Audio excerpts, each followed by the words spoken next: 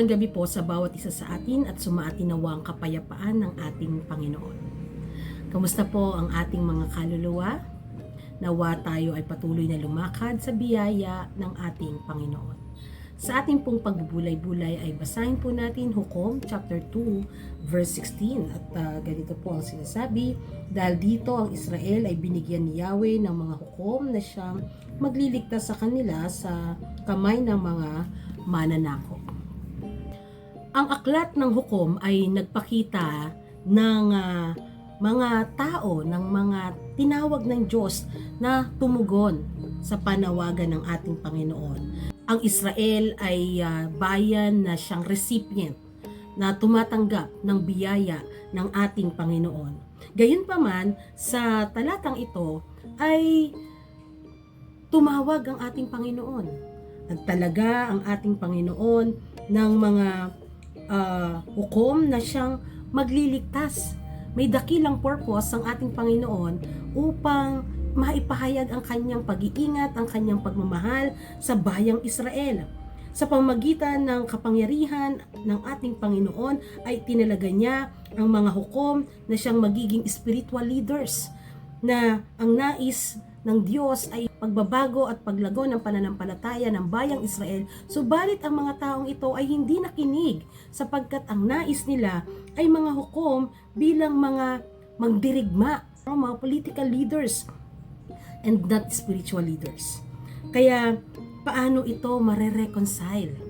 Iba ang gusto ng tao, iba ang gusto ng Diyos. Pero ipinapaliwanag dito na ang kapangyarihan ng Panginoon ang ipinahayag, ang itinanyag, ang iniangat, in-empower ng Panginoon. At dito ay ipinakita na lahat ng tinawag ng Panginoon para sa bayang Israel, para sa kaligtasan ng bayang Israel, ay may kakayahang manguna, may kakayahan na maglingkod, may kakayahang maging instrumento ng pagliligtas ng ating Panginoon. Hindi dahil sila ay mga hukom, kundi sila ay pinagkalooban ng Diyos ng kapangyarihan upang sila ay pangunahan sa kanilang buhay espiritual.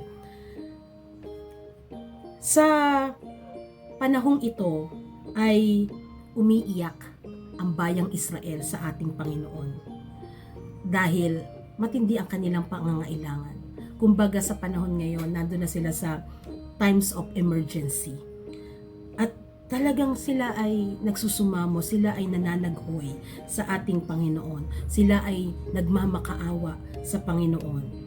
At dahil dito, sa kabutihan at kapangyarihan ng ating Panginoon, ay ipinagkaloob ng Diyos yung bagong tipanan sa pamagitan ng kapangyarihan ng banal na Espiritu na sumasa atin.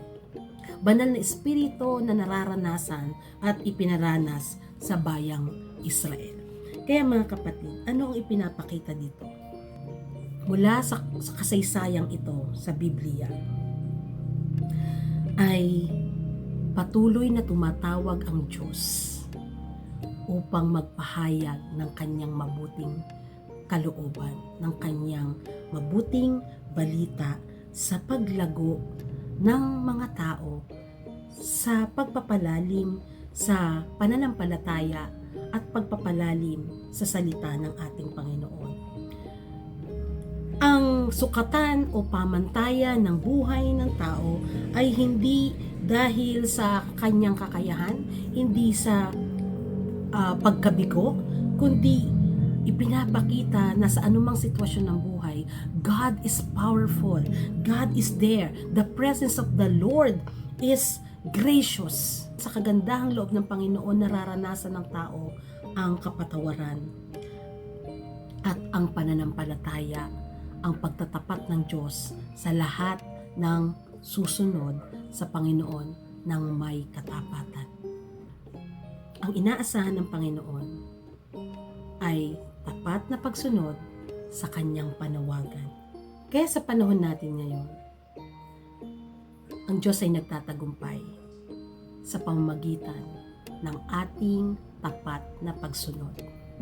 Kung paanong binigyan ng Diyos ang bayang Israel ng mga hukom upang iligtas sila sa kamay ng mananakop.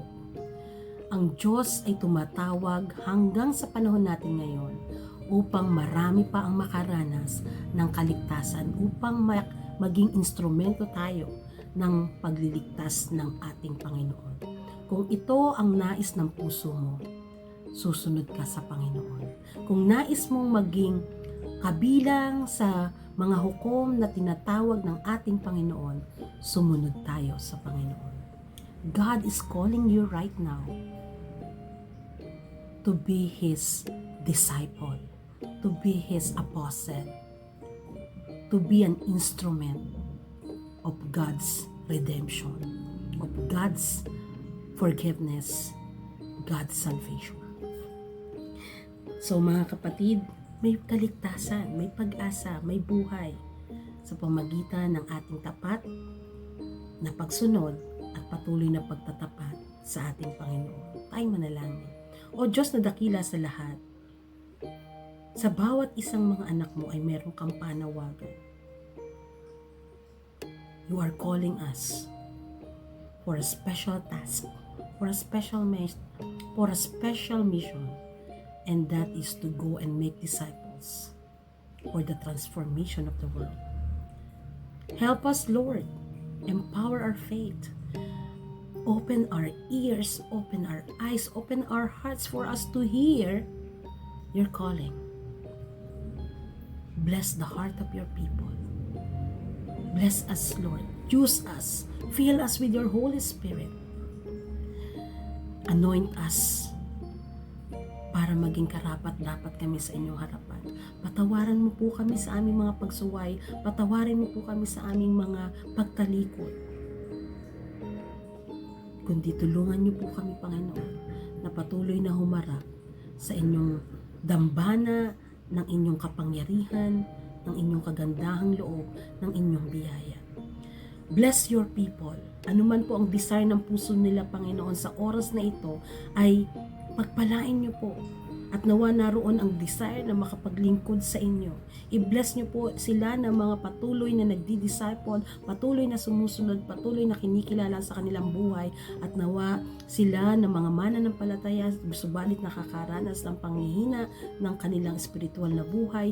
Panginoon, yakapin niyo po sila, aliwin niyo po sila, kahabagan niyo po sila, at maranasan nilang kapanatagan at kapayapaan tungo sa paglilingkod ng may kagalakan at namumungang pagmisyon.